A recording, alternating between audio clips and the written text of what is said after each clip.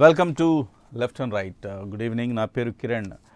ఇవాళ బీజేపీ ప్రజా చైతన్య సభ కాసేపటి క్రితం ముగిసింది. విశాఖ రైల్వే గ్రౌండ్స్లో ఈ సభ జరిగింది. ఈ సభ సందర్భంలో మోదీ కానీ అటువైపు రాష్ట్ర అధ్యక్షుడు కన్నా లక్ష్మీనారాయణ మాట్లాడారు. కన్నా లక్ష్మీనారాయణ అయితే తీవ్రమైన విమర్శలు చేశారు. చంద్రబాబుకు మతి భ్రమించిందని, మానసిక వ్యాధితో బాధపడుతున్నారని రకరకాల విమర్శలు కాస్త తీవ్ర స్థాయిలో ఆయన చేశారు. అలాగే మోదీ తెలుగులో మాట్లాడుతూ స్థానిక ప్రజలను ఆకట్టుకునే ప్రయత్నం చేశారు. ఒక శుభవార్తతో మీ దగ్గరికి వచ్చామని చెప్తూ రైల్వే జోన్ చిరకాలంగా ఏదైతే మీ ఆకాంక్ష ఉందో, విభజన చట్టంలో పొందుపరచబడిందో ఆ రైల్వే జోన్ను మీకు అందిస్తున్నామని కూడా ఆయన చెప్పారు. అలాగే స్థానిక ప్రభుత్వం, తెలుగుదేశం ప్రభుత్వం మీద ఆయన విమర్శలు చేశారు. అబద్ధాల కోరు ప్రభుత్వం అని, అవినీతి ప్రభుత్వం అని, కుటుంబ పాలన అని, అసమర్థ ప్రభుత్వం అని, ఇవన్నీ కప్పిపుచ్చుకునేందుకు మోదీ మీద, బీజేపీ ప్రభుత్వం మీద, కేంద్రం మీద ఆరోపణలు చేస్తున్నారని చెప్పారు. అలాగే ఈసారి కొంత గుంటూరు కంటే కొంత మోతాదు ఆయన తగ్గించినట్టుగా కనపడుతోంది. ఆయన యూపీఏ మీద ఎక్కువగా, అంటే బీజేపీయేతర కూటమి దేశ స్థాయిలో, జాతీయ స్థాయిలో ఏదైతే ఏర్పడుతుందో దాని మీద ఆయన ప్రధానంగా విమర్శలు ఎక్కువ పెట్టారు. ఏవైతే బీజేపీయేతర పక్షాలు మాట్లాడుకున్న మాటలు పాకిస్తాన్ పార్లమెంట్లో కూడా వినిపించాయి. సో ఇది దేశాన్ని, మోదీని కాదు మీరు విమర్శిస్తున్నది, సైనిక త్యాగాలను మీరు తక్కువ చేసి చూస్తూ ఉన్నారు, అలాగే భారతదేశ పరువు తీస్తున్నారు అన్నట్టుగా ఆ కోణంలో ఆయన మాట్లాడారు. ఆ తర్వాత ఇక కేంద్ర ప్రభుత్వం ప్రవేశపెడుతున్న, ఆల్రెడీ అమలు చేస్తున్న పథకాలన్నింటినీ కూడా ఆయన వివరించడం జరిగింది. మొత్తం మీద మోదీ సభ ఎలా జరిగింది, మోదీ చెప్పింది ఏంటి, మోదీ నుంచి ఆశించినవి ఇంకా కాస్త అసంతృప్తి ఉందా, ఏం జరిగిందనే అంశాల మీద మనం చర్చిద్దాం. మనతో పాటుగా చర్చలో పాల్గొంటున్నారు బీజేపీ అధికార ప్రతినిధి లక్ష్మీపతి రాజా గారు, అలాగే హైదరాబాద్ నుంచి నారాయణమూర్తి గారు వైసీపీ అధికార ప్రతినిధి, అలాగే టీడీపీ ఎమ్మెల్సీ డొక్కా మాణిక్య వరప్రసాద్ గారు కూడా చర్చలో పాల్గొంటున్నారు. ముగ్గురికి నమస్కారం అండి. ముందుగా లక్ష్మీపతి రాజా గారితో చర్చను ప్రారంభిద్దాం. రాజా గారు,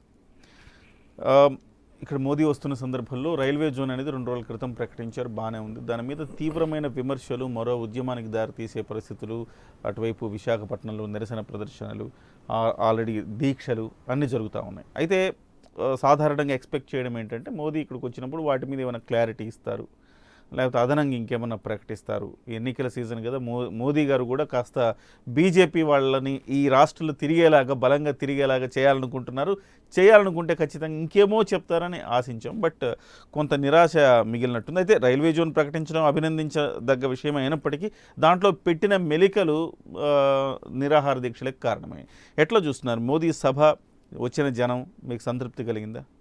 ఈరోజు మన ప్రియతమ ప్రధాని శ్రీ నరేంద్ర మోడీ గారు దేశంలో ఉన్న ప్రత్యేక పరిస్థితుల్లో, సభ ముందుగా నిర్ణయం అయినప్పటికీ అవును, దేశంలో ఉన్న ప్రత్యేక పరిస్థితుల్లో కూడా ఇవాళ ఈ కార్యక్రమాన్ని హాజరు కావటం, సభ విజయవంతంగా, అద్భుతంగా, ఏదైతే మా మిత్రపక్షంగా మొన్నటిదాకా ఉండి ఇవాళ మా మీద పచ్చ చొక్కాల నలసొక్కగా మారిందో, వాళ్ళు విశాఖ నగరంలో గౌరవ భారత ప్రధాని నరేంద్ర మోడీ గారి బహిరంగ సభకు స్థలాన్ని కేటాయించినప్పటికీ ఆ స్థలం, మేము ఎంచుకున్న స్థలాన్ని తిరస్కరించి ప్రభుత్వం ఉద్దేశపూర్వకంగా మేము రైల్వే స్టేడియంలో పెట్టుకున్నప్పటికీ 100 హడ్డిల్స్ వీళ్ళు నిరసనలు, సరసనలు రకరకాలు చేసినప్పటికీ ఏదైతే భారత ప్రధానమంత్రి, మా బీజేపీ ప్రియతమ నేత, ఇవాళ రాష్ట్రంలో ఒక చిన్న పార్టీ, మేము 29 రాష్ట్రాల్లో ఒక రాష్ట్రము, ఆ రాష్ట్రంలో ఒక చిన్న ఉప ప్రాంతీయ పార్టీ అయినటువంటి తెలుగుదేశం పార్టీ మమ్మల్ని అడ్డుకున్న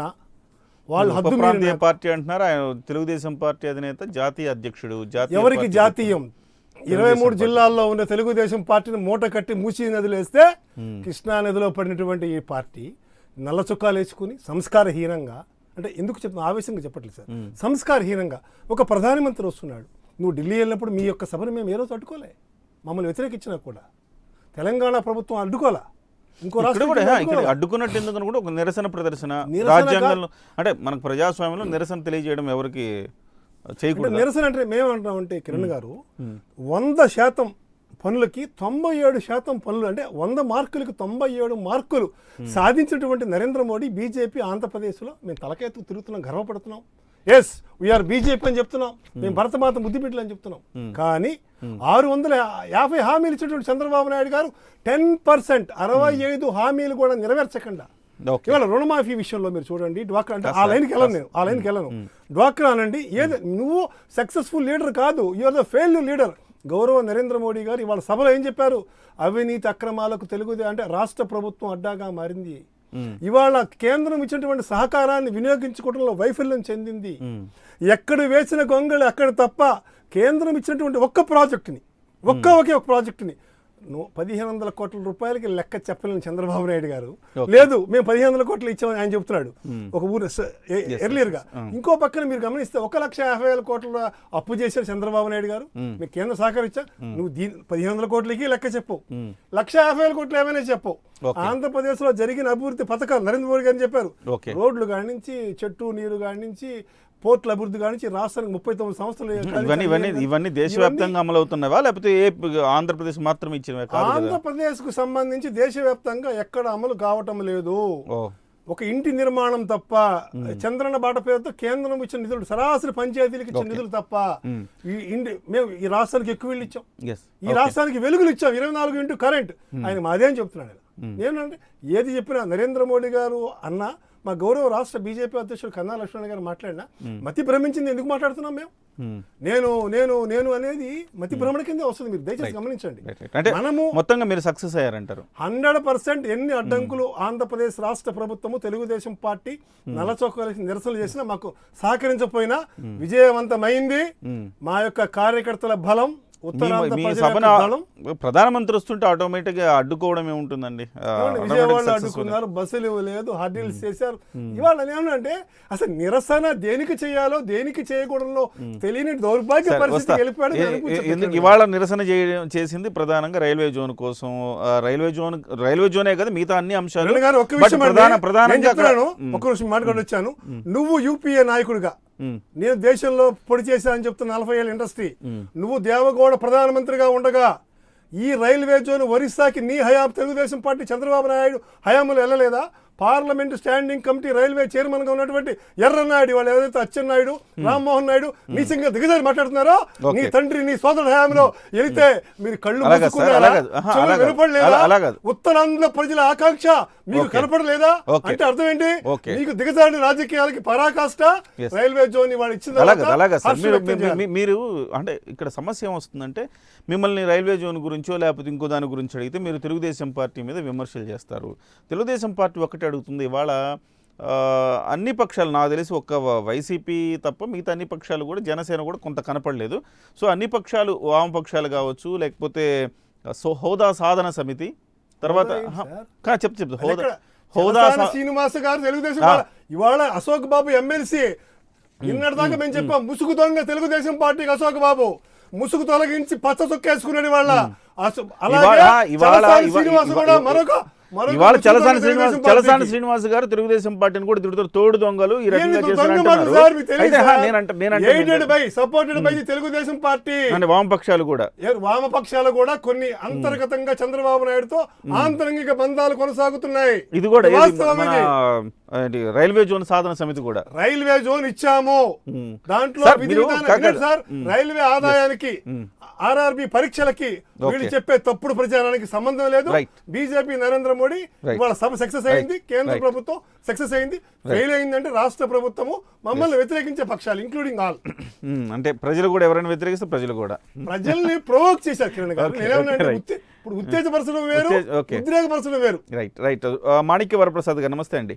మాణిక్య వరప్రసాద్ గారు, సభ మొత్తం మీరు చూశారు, ఫాలో అయి ఉంటారు. మోదీ చేసిన ప్రసంగం, కన్నా లక్ష్మీనారాయణ చేసిన ప్రసంగం. సో మొత్తంగా సభ సక్సెస్ అని లక్ష్మీపతి రాజా గారు అంటున్నారు. మీకేం అర్థమైంది? అక్కడ పార్టిసిపేట్ చేస్తున్న మిత్రులందరూ కూడా నమస్కారం అండి. నమస్తే అన్న. ఈరోజు మోడీ గారి సభని చూశాను, నేను ఆద్యాంతం చూశాను. నేను ఆయన ఈ రాష్ట్రానికి ఏదో కొత్త విషయాలు ప్రకటిస్తారు, ఈ రాష్ట్రానికి ఏదో మేలు చేస్తారు. ప్రధానమంత్రిగా 5 సంవత్సరాల క్రితం వచ్చారు, వచ్చినప్పుడు తిరుపతిలో చెప్పిన అనేక విషయాల్ని, తర్వాత సభల్లో చెప్పిన అనేక విషయాల్ని అన్నీ ప్రకటిస్తారు.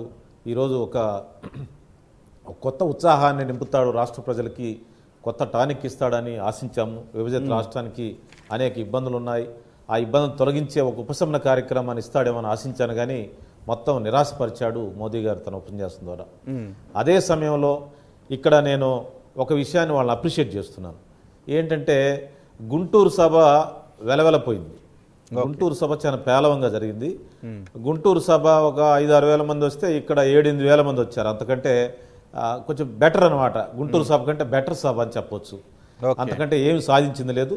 ఆ సభలో వాళ్ళు అక్కసు వెళ్ళగక్కారు. ముఖ్యమంత్రి చంద్రబాబు నాయుడు గారి మీద ఆ పార్టీ అధ్యక్షులు మాట్లాడిన భాష ఎంత దుర్మార్గమైన భాష అంటే అది ఎవరు మాట్లాడకూడదు. రాజకీయాల్లో ఉన్న వాళ్ళు ఎవరు కూడా అలాంటి భాష మాట్లాడకూడదు. అంత చీప్ లాంగ్వేజ్ వాడాడు ఆయన. అంత అవసరం లేదు. తన రాజకీయ పరిభాషలో తను చెప్పొచ్చు. చాలా చాలా చీప్ పరిభాషలో మాట్లాడాడు. చాలా దిగజారి మాట్లాడాడు మాత్రం నేను చెప్పగలుగుతాను. అదే సమయంలో ప్రధానమంత్రి మోడీ గారు గుంటూరులో చాలా దిగజారి ప్రధానమంత్రి స్థాయి దిగజారి మాట్లాడితే కొంచెం ఫీడ్బ్యాక్ ఏమైనా వెళ్ళిందేమో. ఈసారి కొంత స్కీమ్స్ తన నేషనల్ లెవెల్లో తను చేస్తున్న పథకాలు ఇవన్నీ చెప్పుకోవడానికి ప్రయత్నం చేశాడు. హలో వరప్రసాద్ గారు చెప్పండి వింటున్నా. వరప్రసాద్ గారు మీరేం ఎక్స్పెక్ట్ చేశారు? ప్రధాని కదా ఆల్రెడీ రైల్వే జోన్ ఇచ్చారు కదా. రైల్వే జోన్ 2 రోజుల క్రితం ప్రకటించారు. మీరు ఇంకా అదనంగా ప్రధాని మోదీ ఏమన్నా ప్రకటిస్తారని ఎక్స్పెక్ట్ చేశారా? నేను స్పెషల్ కేటగిరీ స్టేటస్ మీద ఏదైనా మాట్లాడతానని ఎక్స్పెక్ట్ చేశాను. ఓకే. ఉత్తరాంధ్ర అభివృద్ధికి, రాయలసీమ అభివృద్ధికి ఇవ్వాల్సినటువంటి ప్యాకేజ్ విషయంలో ఏదైనా మాట్లాడతానని ఎక్స్పెక్ట్ చేశాను. ఆ తర్వాత రాష్ట్రానికి కొత్త ప్రాజెక్ట్స్ ఏమైనా ఇస్తాడేమో ఎక్స్పెక్ట్ చేశాను. ఇదేమి చెప్పపోగా డివిజన్లో ఉన్నటువంటి మన జోన్లో ఇచ్చినటువంటి ఆ లొసుగుల్ని తొలగిస్తాడు. నిన్న ఈరోజు ప్రజల నుంచి వచ్చిన నిరసన గుర్తించి ఆ జోన్లో వచ్చినటువంటి ఆ మిస్ మ్యాచ్ని క్లియర్ చేస్తానని ఆశించాను. ఇవేమి జరగపోగా ఆయన తన స్కీమ్స్ తన 4.5 సంవత్సరాలు 5 సంవత్సరాలు తను చేసి ప్రభుత్వం స్కీమ్స్ కొంత చెప్పుకోవడం తప్పలేదు. రాజకీయ సభ కాబట్టి తన పార్టీ తరఫున తను చెప్పుకొని ఉండొచ్చు. కానీ రాష్ట్రానికి ఒరగబెట్టింది ఏమి లేదని మాత్రం తేడా తెల్లంగా అర్థమవుతా ఉంది. రాష్ట్ర బీజేపీ నాయకులు తమ స్థాయిని మరచి, తమ భాష విస్మరించి చాలా లో స్టాండర్డ్స్లో చీప్ లాంగ్వేజ్లో మాట్లాడారు. దయచేసి దాన్ని సవరించుకోండి, దాన్ని ఉపసంహరించుకోండి. బీజేపీకి ఆ సంస్కృతి మంచిది కాదు. వాళ్ళకు కొంచెం ఏదో కొన్ని ఉన్నాయని చెప్పుకుంటారు. అవేమీ లేకుండా బజారు భాషలు మాట్లాడారు ఆ రాష్ట్ర అధ్యక్షులు. అయితే అది వెంటనే ఉపసంహరించుకోవాలి, దాన్ని సవరించుకోమని చెప్పి లక్ష్మీపతిరాజు గారి ద్వారా నాయకత్వాన్ని దుర్మార్గాలు, అవినీతి, అక్రమాలు భరిస్తాం. మీరు చేసే చెడు ప్రచారం భరిస్తాం. మాణిక్ వరప్రసాద్ గారు చెప్పండి. రాజకీయ పరిభాష రాజకీయ పార్టీ అండి చెప్పి గౌరవ భారత లక్ష్మీపతిరాజు గారు మీది రాజకీయ పార్టీ, మాది రాజకీయ పార్టీ. చోటా మోటా నాయకులు, కొబ్బరి చిప్పల దొంగలు అవసరం లేదు. మీరందరూ నరేంద్ర మోడీ గురించి కేంద్రం గురించి నీచంగా మాట్లాడిన రోజున మీ కంటికి వినపడలేదా? మీ చెవులకు వినపడలేదా? మీరు ఒక రాజకీయ పార్టీ, ప్రకారం మీరు మాట్లాడుకోవచ్చు, మీ కార్యక్రమం మీరు చెప్పుకోవచ్చు.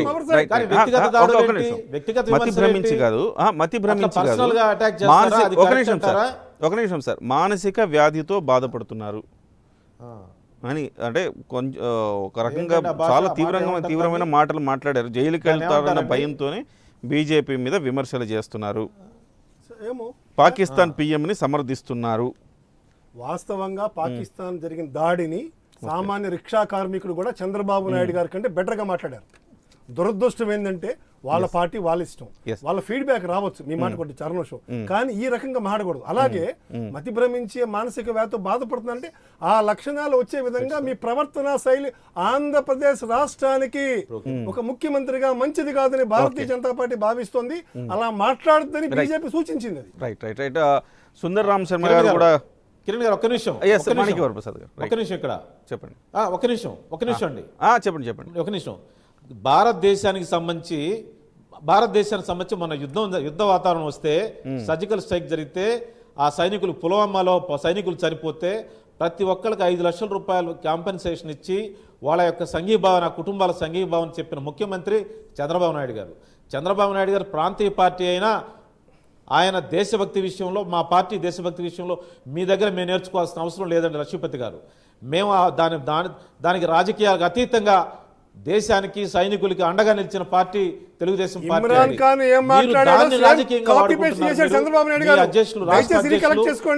అధ్యక్షులు ఏం మాట్లాడారో, పాకిస్తాన్ ప్రధానమంత్రి ఒక సిగ్గుపడండి సార్. 5 లక్షలు కాంపెన్సేషన్ కోసం కోరుకోవట్లా. ఎట్లా ఎక్కడ పాకిస్తాన్ ప్రధానమంత్రి గురించి ఏం మాట్లాడారు చెప్పండి. ఎట్లా మాట్లాడారు, ఏం మాట్లాడారు చెప్పండి. అలా ఆపాదించొద్దు, ఏం మాట్లాడారు చెప్పండి. మీలో చచ్చిపోయాయి, ఏం మాట్లాడారో చెప్పండి. కుర్చీనే మీ కళ్ళ కనబడుతుంది, అది మా బాధ. మిగతా గెస్టులతో మాట్లాడదాం. మాణిక్యవర ప్రసాద్ గారు, అంటే ఇంత ఒక చిన్న వ్యాఖ్య కొంత మైనస్ అయిందంటే చంద్రబాబు నాయుడు గారి ఉద్దేశం అది కాకపోయి ఉండొచ్చు, కానీ ఆ రోజు ఒక ఫస్ట్ స్టార్టింగ్ సందర్భంలో ఒక చిన్న వ్యాఖ్య దానికి మిస్అండర్స్టాండింగ్ ఉండొచ్చు, విమర్శలకు తావిచ్చింది. రైట్, ఒకసారి మళ్ళీ దాన్ని కవరప్ చేశారు. మళ్ళీ మీరు ఆ తర్వాత నుంచి ఇచ్చే స్టేట్మెంట్స్ అన్నీ కూడా పర్ఫెక్ట్గానే ఉన్నాయి. ఒకసారి సుందరరామ శర్మ గారు నమస్తే అండి, అలాగే నారాయణమూర్తి గారు నమస్తే అండి. నారాయణమూర్తి గారు, సో బీజేపీ సభ సక్సెస్ అయింది అంటున్నారు, కానీ ఈ సభలో నేను మాణిక్యవరప్రసాద్ గారు ఎక్స్పెక్ట్ చేసినంత బీజేపీ నుంచి నేను ఎక్స్పెక్ట్ చేయలేదు, కానీ నేను ఒకటైతే ఎక్స్పెక్ట్ చేశా, దీని గురించి ఒక క్లారిటీ ఏమన్నా వస్తుందేమో, ఏదైతే మనం ఆదాయం పోతుందని అనుకుంటున్నామో, లేకపోతే కేకే లైన్ కలపట్లేదు అనుకుంటున్నామో, లేకపోతే ప్రధానంగా వాల్తేరు డివిజన్ అంటే ఒక డివిజన్ అనేది ఉండకుండా పోతుంది అని ఇలాంటి ఏవైతే ఉన్నాయో ఆ క్లారిటీ ఏమన్నా ఇస్తారేమో అని నేనైతే ఆ చిన్న ఆశపడ్డా, అది కూడా అవ్వలేదు. ఎట్లా నారాయణమూర్తి గారు, మీరు ఎట్లా చూస్తున్నారు ఈ సభ జరగడాన్ని? ఇప్పుడు రైల్వే జోన్ అనౌన్స్ చేసిన సందర్భంలో విశాఖపట్నంలో వాళ్ళు సభ పెట్టుకోవడం తప్పేం లేదు, కానీ 172 సంవత్సరాల చరిత్ర ఉన్న విశాఖ డివిజన్ ఏదైతే ఉందో ఆ డివిజన్ని విడగొట్టేసి మేజర్ మనకి రావాల్సిన ఆదాయం ఏదైతే ఉందో ఈ డివిజన్లో కూడా ఏదైతే గూడ్స్ ట్రాన్స్పోర్టేషన్ ఏదైతే ఉందో ఆ దాంట్లో వస్తుంది. ఈ ప్రయాణికుల దాంట్లో కాకుండా గూడ్స్ ట్రాన్స్పోర్టేషన్లోనే వస్తుంది. అది దాని మీద ఏమైనా మళ్ళీ ప్రకటన చేస్తారేమో అనుకున్నాను నేను కూడా. అచ్చా కబుర్ అని చెప్పేసి అనేటప్పటికి నేను దాని మీద ఏమైనా క్లారిటీ ఇస్తున్నారేమో ఎక్స్పెక్ట్ చేశాను. ఎందుకంటే 2 రోజులు క్రితం ప్రకటించారు కాబట్టి ఇప్పుడు కొత్త శుభవార్త అంటే నేను కూడా ఇంకేదో అనుకున్నాను. ఈ కొత్తగా ఏదైనా ఈ దీంట్లో మార్పులు చేర్పులు చేస్తారు అనేటువంటి ఆశాభావంతో విన్నాను. చివరి వరకు అది చేయలేదు. అఫ్ కోర్స్ ఇవాళ ఒక మంచి వార్త, దేశం గర్వించదగ్గ ఏదైతే సంఘటన జరిగిందో, భారతదేశ చరిత్రలోనే పాకిస్తాన్ పట్టుకున్న ఏదైతే మనల్ని బందీలుగా చూస్తారో వాళ్ళు పట్టుకుంటే ఆ కమాండర్ని తీసుకురావడం అనేది భారతదేశానికి గొప్ప విజయం. యాక్చువల్గా ఈ పార్టీలు పక్కన పెడదాం, భారతదేశం గర్వించదగ్గ విషయం అది. అయితే ఇవాళ ఈ భారతదేశం మన ఆంధ్రదేశంలో మన ఆంధ్రప్రదేశ్ 2014 రీఆర్గనైజేషన్ యాక్ట్ ఏదైతే ఉందో అది మార్చి 1వ తారీఖున వాళ్ళు ఆమోదించారు. ఓకే, జూన్ 2వ తారీఖున మనకి అపాయింట్ డే ఇచ్చారు. ఆ రోజు నుంచి మనకి 6 నెలల్లో అంటే డిఫరెంట్ టైం లైన్స్ పెట్టారు ఆ వాగ్దానాలకి. వాళ్ళు ఇచ్చిన వాగ్దానాలు ఏవైతే ఉన్నాయో నెరవేర్చడానికి ప్రత్యేక హోదా, railway zone, Dugarajapatnam steel plant, రాజధాని, పోలవరం, ఇక తదితర 18 ఉన్నాయి ఇంకా అట్లా. వాటిలో ఈ ఇన్స్టిట్యూషన్స్ ఇవన్నీ వాటిల్లో రైల్వే జోన్కి 6 నెలల్లో తేల్చాల్సిన అవసరం ఉందని చెప్పి రాశారు దాంట్లో. 6 నెలలు అంటే జూన్ నుంచి 6 నెలలు అంటే ఎక్కడండి, డిసెంబర్ కల్లా అయిపోవాలి. కానీ కాల 2014 డిసెంబర్లో మనకి ఈ జోన్ అనౌన్స్ చేయాల్సిన అవసరం ఉంది, బాధ్యత వాళ్ళ మీద ఉంది. దాన్ని తీసుకురావాల్సిన అవసరం కూడా తెలుగుదేశం పార్టీ మీద ఉంది. ఎందుకంటే వాళ్ళిద్దరూ కలిసి ఓట్లు వేయించుకున్నారు ప్రచారం చేసి. ఆయనతో పాటు మన పవన్ కళ్యాణ్ గారు కూడా, ముగ్గురు కలిసి. సో మొత్తం మీద వీళ్ళు ముగ్గురు కలిసి పోటీ చేసిన ఒక కడప మెజార్టీతో బయటపడ్డారు, మా జగన్మోహన్ రెడ్డి గారు కడప మెజార్టీతో. కాకపోతే ఇవన్నీ మరుగున పడిపోయిన తర్వాత ఇప్పుడు ఎలక్షన్ రోజుల్లో మళ్ళీ దీన్ని తెర మీద తీసుకొచ్చి ఆంధ్రప్రదేశ్ కి అది కూడా పూర్తిగా మనం అనుకున్న విధంగా మనకు జోన్ ఇవ్వకుండా అసలు జోన్ ఉన్న కేంద్రాన్ని డివిజన్ లేకుండా చేశారు. ఓకే, జోన్ ఉన్న కేంద్రాన్ని విశాఖ జోన్ కేంద్రంగా ఏర్పడితే విశాఖ కేంద్రంగా ఏర్పడ్డ జోన్ కి డివిజన్ లేకుండా పోయింది. అయితే దీంట్లో 2 మనం ఉదాహరించుకోవాలి. మొదటిది 1996లో కాదు, ఇప్పుడున్న జోన్లన్నీ కూడా బేసిక్ గా డివిజన్ మీద ఏర్పడిన జోన్లు, దాని మిగతా డివిజన్లు ఉంటాయి. కానీ ఇక్కడ వాళ్ళ డివిజన్ కూడా ఉండేది. అయితే అదే నేను చెప్పేది. అయితే ఇది ఇట్లా జరుగుతున్న పరిణామంలో ఈ 2 సార్లు చంద్రబాబు నాయుడు గారు నేను కేంద్రంలో చక్రం తిప్పాను, దేశం అంతా చక్రం తిప్పాను, ప్రపంచాన్ని కూడా చక్రం తిప్పాను చంద్రబాబు నాయుడు గారు. మూర్తి గారు మాట్లాడారు. సార్ రాజా గారు ఒక నిమిషం.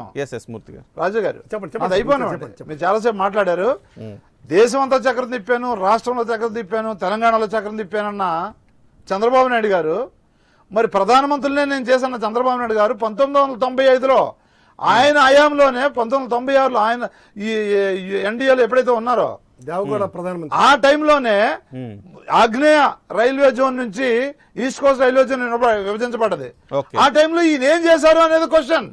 దాన్ని తీసుకొచ్చి అశాస్త్రీయంగా సరే. విశాఖపట్నానికి కావాల్సింది ఏదైతే ఉందో అది కలపకుండా దాన్ని తీసుకొచ్చి సెపరేట్ గా విశాఖపట్నానికి జోన్ కావాలని అడగకుండా దాన్ని తీసుకొచ్చి సౌత్ సెంట్రల్ రైల్వేలో కలిపేశారు. ఎస్ అంటే ఈయన ఏ ఎండగా గొడుగు కడతారు, ఎలక్షన్ల గురించి రాజకీయాలు చేస్తారు. అప్పుడు ఒకసారి మోసం చేస్తే రెండోసారి రీఆర్గనైజేషన్ యాక్ట్ అమల్లోకి రావాల్సిన ఈ 2014 తర్వాత దీన్ని కూడా మర్చిపోయి ఇవాళ 2 నెలలు ఇంకా ఎలక్షన్ ఉందనగా దీని గురించి Yes, yes. అటావో బచావో అని చెప్పేసి కొత్త కొత్త నారాయణమూర్తి గారు. హిందీలో మాట్లాడతాడు, నారాయణమూర్తి గారు, ఇంగ్లీష్లో మాట్లాడతారు. మీరు కేవలం జస్ట్ మీ నుంచి నిరసన ప్రదర్శన లాంటివి ఏమి కనపడలేదు నాకు. అంటే మీరు ఈ జరిగిన అన్యాయం, రాష్ట్రానికి జరిగిన అన్యాయాన్ని కానీ వీటికి సంబంధించి మీరు నిరసన తెలియజేయదలుచుకోలేదా, లేకపోతే ఇది ఈ రూపం కాదని మీరు భావించారా? ఈ రూపం కాదని మీరు భావించారా? ఇదే పొరపాటు. ఎందుకంటే 2016 ఏప్రిల్ 14 మేము నిరాహార దీక్ష చేశాం. అడగండి. దారుణంగా పోలీసులు చేత చంద్రబాబు నాయుడు గారు, గుడివారు అమర్నాథ్ తదితరులు ప్రజాప్రతినిధులందరూ అక్కడ విశాఖపట్నంలో నిరాహార చేస్తే 2017 కేజీహెచ్ హాస్పిటల్ జాయిన్ చేశారు ఆయన్ని. 18 జగన్ గారు వచ్చి ఆ దీక్షను విరమించేశారు. నేను చెప్పేది అదే విధంగా 2017లో అనకాపల్లి నుంచి భీముల వరకు 200 కిలోమీటర్లు పాదయాత్ర చేశాం. పోరాటం అంతా చేయడం వల్ల వచ్చింది. నారాయణమూర్తి జగన్మోహన్ రెడ్డి గారు కాంగ్రెస్ పార్టీ పోరాటాలు చేయడం వల్ల చేయలేదని చెప్పలేదు. నారాయణమూర్తి గారు పోరాటం చేయలేదని చెప్పలేదు, మీరు అడగలేదని చెప్పలేదు. గతంలో మీరు పోరాటం చేశారు, తెలుగుదేశం పార్టీ బీజేపీని కలిపి మీరు అడిగారు, పోరాటం చేశారు. ఎప్పుడైతే తెలుగుదేశం పార్టీ ఈ పందా ఎత్తుకుందో మీరు కొంచెం స్లో అయ్యారని ఒక రకమైన అభిప్రాయం. అయితే ఇవాళ ముఖ్యంగా ఈ పందాలు ఈ రూపంలో మీరు అడగదలుచుకోలేదు అనుకుంటా. మీరు రిక్వెస్ట్ చేద్దాంలే ప్రధానమంత్రి భావించారు. ప్రధానమంత్రి వస్తున్నారని చెప్పేసి ప్రధానమంత్రి సభ పెట్టుకునే హక్కు ఆయనకి లేదని చెప్పాలా? మేము ఎప్పుడు నిరసన ఇక్కడ కాదండి, పార్లమెంట్ లో ప్రత్యేక ఇవ్వలేదని చెప్పేసి 5 ఎంపీలు తృణప్రాయంగా రిజిగ్నేషన్ చేసిన సందర్భం మేము బిల్లు ప్రవేశపెట్టాము, అవిశ్వాస తీర్మానం కేంద్ర ప్రభుత్వం మీద. ఈ రాష్ట్ర ప్రభుత్వం ఏదైతే ఉందో వీళ్ళ ఎంపీలు ఇద్దరుంటే, ముందు మంత్రులు ఇద్దరుంటే వీళ్ళ మీద మేము అవిశ్వాస తీర్మానం ప్రవేశపెడితే వాళ్ళిద్దరు రిజైన్ చేసి బయటకు వచ్చారు. అంటే ఆ రోజే మేము సగం విజయాన్ని సాధించాం. పార్లమెంట్ లో మేము అక్కడ దీక్షలు చేసాం, అక్కడ ధర్నాలు చేసాం, ఇక్కడ ధర్నాలు చేసాం, దీక్షలు చేసాం, రాష్ట్ర రోకోలు చేసాం. మా ఫలం వల్ల కదా, మా పోరాటం వల్ల కదా మాకు ఫలించింది ఇది. ఇవాళ ప్రధానమంత్రి ఇక్కడ వస్తానంటే అడ్డుకొని ఇవన్నీ చేయడం వల్ల మనం పరువు తీసుకోకూడదు. ప్రతిఘటించాలి, మనం కోరుకోవాలి, నిరసన తెలియజేయాలి, రాబట్టుకోవాలి. ప్రజలకి ఇవ్వండి కనీసం. మీరు మళ్ళీ ఎందుకు నరేంద్ర మోదీకి ఇచ్చుకుంటారు? ప్రజల విజయంగా చెప్పండి. మీరు మోదీకి ఎందుకు ఇస్తారు? మోదీ కాదు సార్, మోదీ కానుక ఇవ్వడానికి మోదీ ఎందుకు గిఫ్ట్ ఇస్తారు? ఇదే గిఫ్ట్. ఆల్రెడీ 4.5 ఏళ్ళుగా పోరాడుతూ బీజేపీ కానీ పవన్ కళ్యాణ్ కానీ కలిసి పోటీ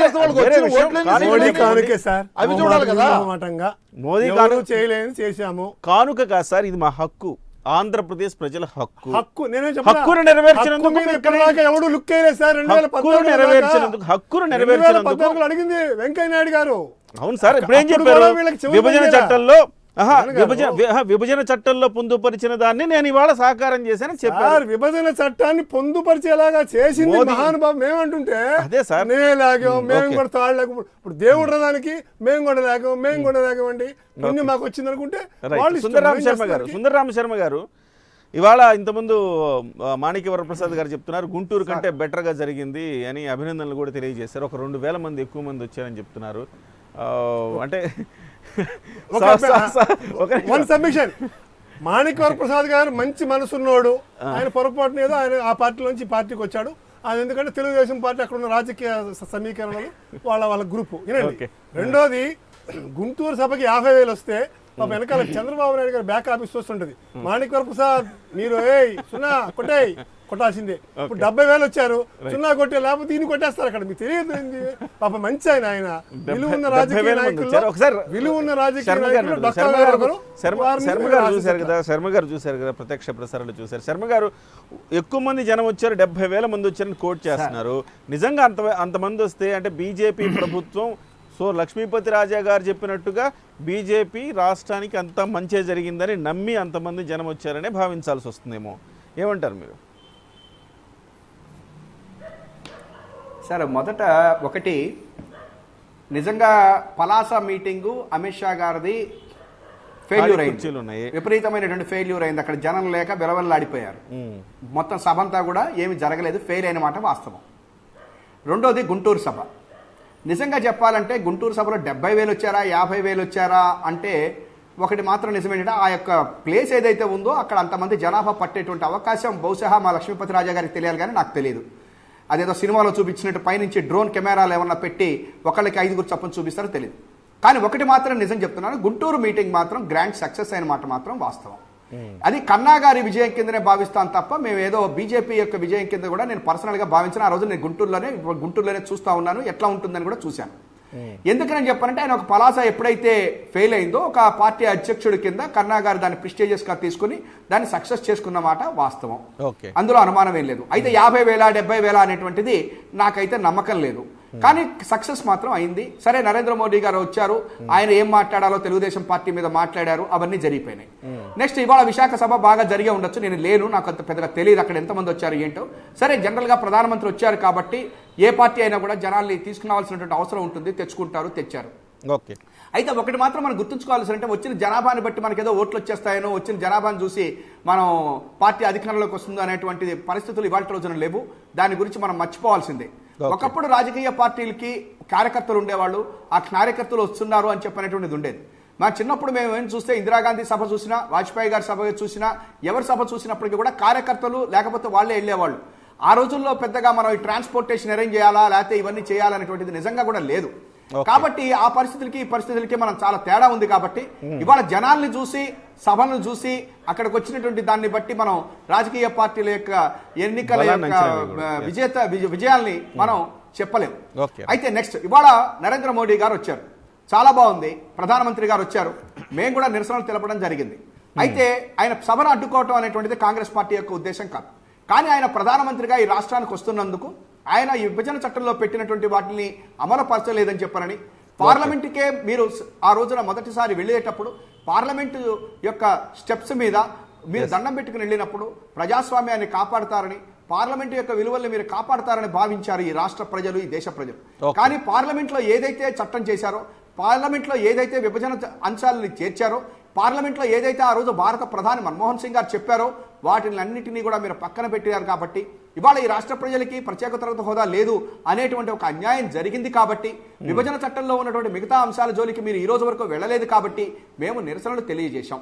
నెక్స్ట్ ఇవాళ భారత ప్రధానిగా ఆయన వచ్చి మొట్టమొదటిగా ఒక మాట చెప్పారు, అవినీతి జరిగినటువంటిది, వాళ్ళ పిల్లల్ని చూసుకున్నారే తప్ప ప్రజల్ని చూసుకోలేదు అని చెప్పారు.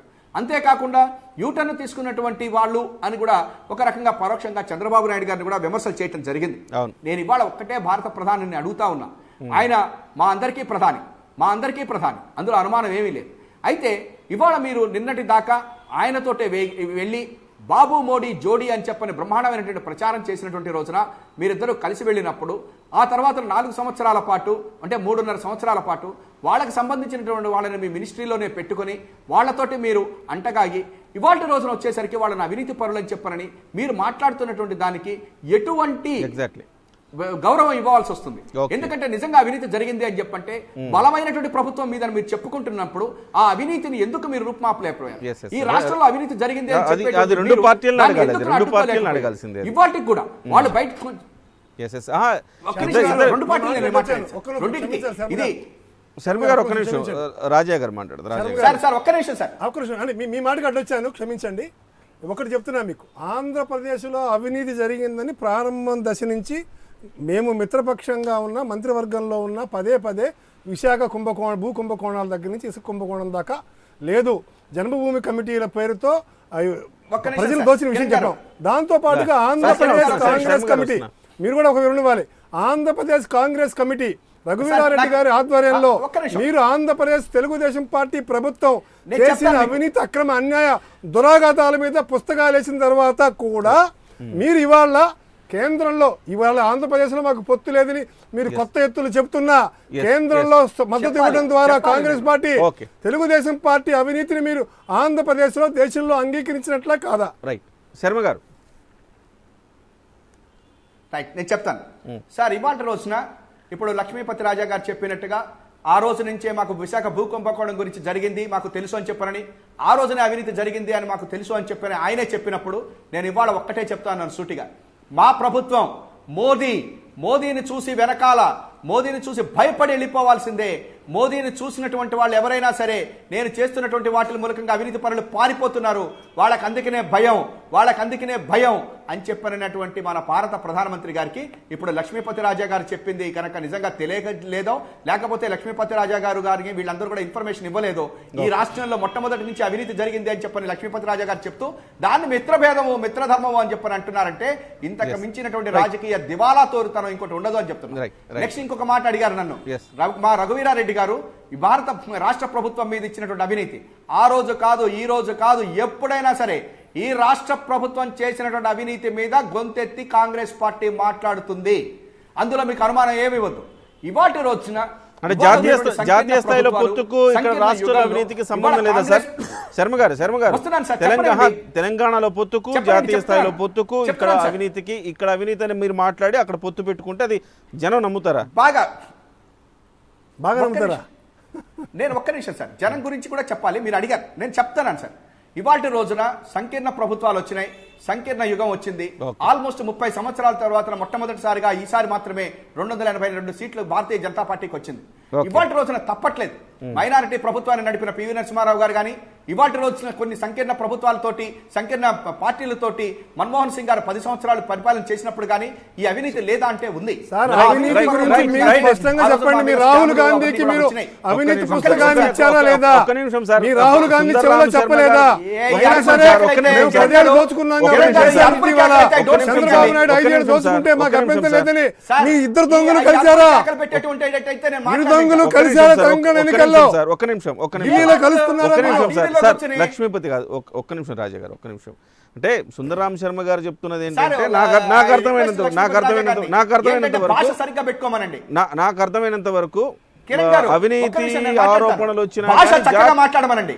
మనం రాజకీయాల్లో ఉన్నాం. ఒక్క నిమిషం సార్, నేను చెప్పనండి ఒక్క నిమిషం. ఇవాళ రోజున ఈ సంకీర్ణ ప్రభుత్వాల రాహుల్ గాంధీ ప్రధానమంత్రిని చూడనొచ్చా? రాహుల్ గాంధీ మాట్లాడచ్చు, చంద్రబాబు నాయుడు బరిదిగించి మాట్లాడచ్చు. కంప్లీట్ చేయండి సార్. అరే చంద్రబాబు తోటే కదండి నిన్నటి దాకా తెలియలేదు. మీరు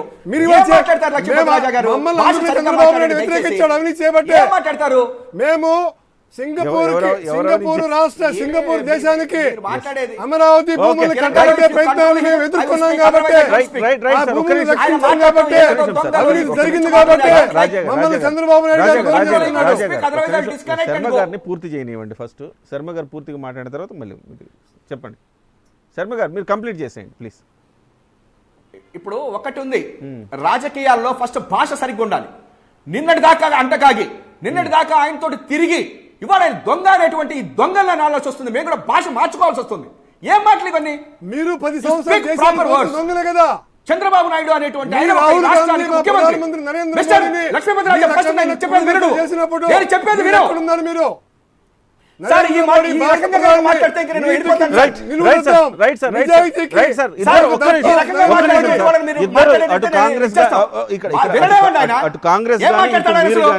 ఇద్దరు అవినీతి ప్రభుత్వం అంటున్నారు. ఆయన మనం మాణిక్య వరప్రసాద్ గారికి అవకాశం ఇవ్వాలి.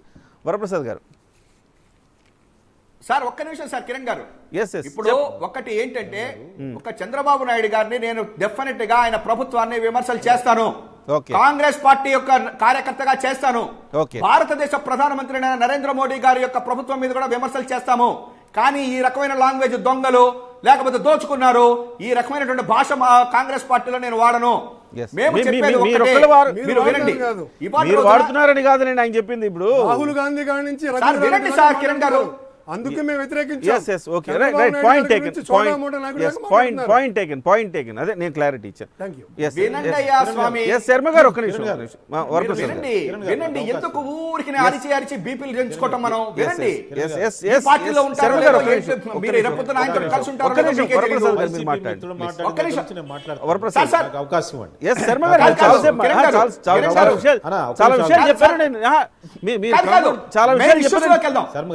సార్.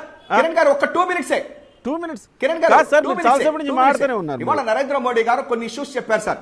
ఎస్ నెక్స్ట్ టర్న్ కాదు 2 ఇష్యూస్ చెప్పారు సార్. చెప్పండి. ఒకటి జిఎస్టీ గురించి చెప్పారు. అవును సార్ ఒక్కసారి జిఎస్టీ గురించి చెప్పారు ఇవాళ నరేంద్ర మోడీ గారు, చెప్పారు, భారత ముఖ్యమంత్రి గారు అయితే ప్రధానమంత్రి గారు ఏం చెప్తున్నారంటే సార్, మొట్టమొదటి రోజునే జిఎస్టీ విషయంలో మేము వ్యతిరేకించాం.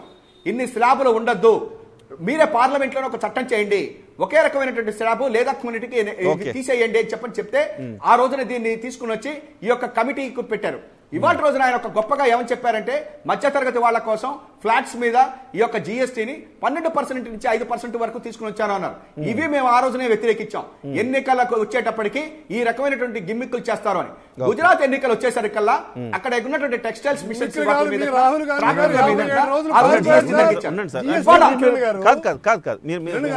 మీరు పాయింట్స్ రాసుకోండి. సార్ ఆయన ఆపుతారని వెళ్ళిపోతున్నాను సార్. వాట్ ఈస్ టాకింగ్ అండి, కాసేపు ఆగండి ఆయన. సబ్జెక్ట్ మాట్లాడదామండి. కాదు మీరు మాట్లాడదు వినయ్యా నువ్వు. మాట్లాడుకుంటున్నారు, అన్ని తెలిసినట్టు ఇతరులతో కూడా మాట్లాడించాలి కదా. ఒక నిమిషం తెలుసా చెప్పండి. సార్, ఒక్క నిమిషం సార్. Yes, దయచేసి రాహుల్ గాంధీ శర్మ గారు మీరు పూర్తి చేయండి సార్. మాట్లాడండి. శర్మ గారు మీ పాయింట్ తీసుకున్నాను, మళ్ళీ వస్తాను మీ దగ్గర ప్లీజ్. సార్. మనకి శర్మ గారు మీ పాయింట్ తీసుకున్నాను. ఓకే సార్, జిఎస్టీ ఓకే మీద మీకు అభ్యంతరం ఉంది ఆయన చేసిన వ్యాఖ్యలు, right fine. Okay sir, okay. Manikyavara Prasad గారు. కిరణ్ గారు, Yes, yes. ఇందాక మిత్రుడు వైసీపీ మిత్రుడు మాట్లాడిన మాటలు నేను ఖండిస్తూ ఉన్నాను. At the same time Congress మిత్రులు కూడా, శర్మ గారు కూడా, అన్నగారు ఏమన్నాడంటే, మేము ఇక్కడ టీడీపీని విమర్శిస్తాను, సెంటర్లో అది ఇస్తా, మన బీజేపీని విమర్శిస్తానంటే, రాజకీయ పార్టీగా మీరు విమర్శించవచ్చు, కానీ వాళ్ళు చేస్తున్న ఆరోపణలు ఏం చేస్తున్నారంటే, మన బీజేపీ లక్ష్మీప్రసాద్ గారు ఏమంటున్నారు, జన్మభూమి కమిటీలు, ఆ కమిటీలు, ఈ కమిటీ ఏమైనా ఉంటే మీరు చెప్పండి సార్. చాలా ఏజెన్సీలు మీకున్నాయి, మీకు కాగు ఉంది, మీకు అనేక విజిలెన్స్ సంస్థలు ఉన్నాయి, కోర్టులు ఉన్నాయి, మాణిక్యవర ప్రసాద్ గారు, అనేక కేంద్ర ప్రభుత్వ దర్యాప్తు సంస్థలు ఉన్నాయి. వినండి ఒక నిమిషం. మాణిక్యవర ప్రసాద్ గారు, ఇక్కడ మీరు మొన్న తెలంగాణలో పొత్తు పెట్టుకున్న వాళ్ళు, రేపు జాతీయ స్థాయిలో పొత్తు పెట్టుకుందాం అనుకున్న వాళ్ళు, జాతీయ పార్టీ అయిన కాంగ్రెస్ పార్టీనే మీరు మీ ప్రభుత్వం మీద తీవ్రమైన విమర్శలు చేస్తా ఉంది. ఇక బీజేపీ వైసీపీ చేయకుండా ఎలా ఉంటాయి చెప్పండి. చెప్పండి. విమర్శలు లేదు, రాజకీయంగా వాళ్ళ ఒక పార్టీ, మేము ఒక పార్టీ, మాకేదో సజెషన్ వచ్చి విమర్శించే తప్పే లేదు. సజెషన్ ఇవ్వచ్చు, విమర్శించవచ్చు, తప్పేం లేదు, దానికి మాకేం బాధ లేదు. ఓకే, హలో చెప్పండి. వినిపిస్తుందండి? ఎస్ వినపడుతుంది, చెప్పండి. హలో, వినిపిస్తుందా? వినిపిస్తుంది, చెప్పండి. ఓకే, చెప్పండి. ఇందాక వైసీపీ మిత్రుడు ఏమన్నారంటే, ప్రధానమంత్రి వస్తుంటే అలా చేయొచ్చా అంటున్నారు. ప్రధానమంత్రి వస్తే ప్రజల ఆకాంక్ష, 5 కోట్ల మంది ఆకాంక్ష, 5 కోట్ల మంది ప్రజలు ఈరోజు నిరసన తెలియజేస్తే మీకెందుకండి అంత బాధ? మీకు ఏమైంది? రాజకీయ పార్టీగా మీ నిర్ణయం ఏంటో చెప్పండి. జోన్ అంగీకరిస్తున్నారా లేదో చెప్పండి. ప్రధానమంత్రికి తమ నిరసన తెలియజేస్తారా లేదో చెప్పండి. మీరు నిరసన తెలియజేయకపోతే మీరు మా కాముగా ఉండండి, మా విధానం అని చెప్పండి. మాకు నిరసన చేయడం, ప్రధానమంత్రి నిరసన చేయడం తప్పు. మీరు అలా మూర్తి గారు వస్తా మీ దగ్గరకు వస్తా. మూర్తి గారు, మీకు అంత ప్రధానమంత్రి అంత బాధ వస్తా మీ దగ్గరకు వస్తాను. ఒక నిమిషం. వరప్రసాద్ గారు బాధ ఎందుకు, అంత ప్రేమ ఎందుకు? ఒక రాజకీయ పార్టీగా 5 కోట్ల మంది ప్రజలకు ప్రాతినిధ్యం వహిస్తున్న పార్టీగా, ముఖ్యమంత్రిగా ఈ రోజు ఆయన నిరసన తెలియజేశాడు, ప్రజల ఆకాంక్ష తెలియజేశాడు. అదే విధంగా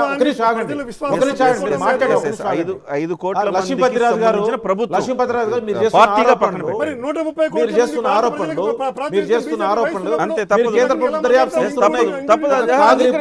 రాజ్యాంగం ప్రకారం లేకపోతే ఇంకా రిపోర్ట్స్ ఉన్నాయా మీకు? మీరు విశాఖపట్నం భూ కబ్జా విషయంలో సిట్టు బయట పెట్టండి. ఈ ఒక రాజకీయ పార్టీలు కొంత ప్రత్యర్థుల మీద ఆరోపణ చేసుకోవటమే కానీ, అదే విధంగా మీరు రఫేల్ కుంభకోణం ఉందండి, యుద్ధ విమానాల కుంభకోణం. మాణిక్యవర ప్రసాద్ గారు మళ్ళీ వస్తారు మీ దగ్గరికి. రాష్ట్ర ముఖ్యమంత్రి చంద్రబాబు గారు మాట్లాడుతున్నారు అమరావతి నుంచి. ప్రత్యక్ష ప్రసారం చూద్దాం. దేశమంతా గర్వపడుతూ, దేశమంతా వీక్షిస్తూ అనుక్షణం అతను రావాలి, అతనికి మన అభినందన తెలియజేయాలి.